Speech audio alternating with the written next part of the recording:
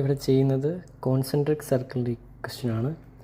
The difference between the areas of two concentric circle is 88. If the radius of the inner circle is 6 cm, then the area of larger circle.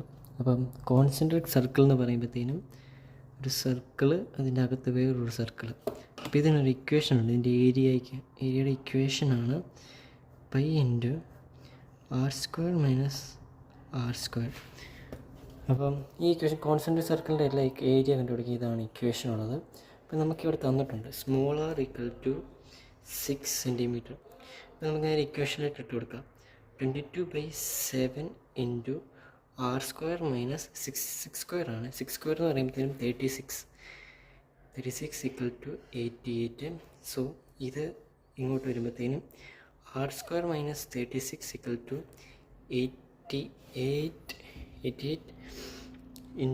7/22.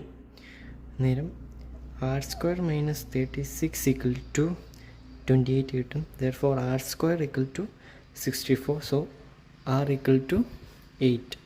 ഇനി നമുക്ക് large സർക്കിളിൻ്റെ area കണ്ടുപിടിച്ചാൽ മതി. So large സർക്കിളിൻ്റെ area എന്ന് പറയുന്നത് πr². So നമുക്കറിയാം 22/7 × r². 8² എന്ന് പറയുമ്പോൾ 64. സോ നമ്മളിത് മൾട്ടിപ്ലൈ ചെയ്യുമ്പോൾ നമുക്ക് 64 × 22 1408/7 കിട്ടും. സോ ഇത് നമ്മൾക്ക് ഡിവൈഡ് ചെയ്യുമ്പോഴത്തേനും 201 അപ്രോക്സിമേറ്റ്ലി ആണ്. സോ ക്ലോസസ്റ്റ് 2 ആണ്. അപ്പോൾ 201 നമുക്ക് ഉത്തരം കിട്ടി. സോ ഇങ്ങനെ ചെയ്യുമ്പോൾ കോൺസെൻട്രിക് സർക്കിൾ എന്ന് പറയുമ്പോൾ ഈ ഇക്വേഷൻ മാത്രം ഇട്ട് കൊടുത്താൽ മതി.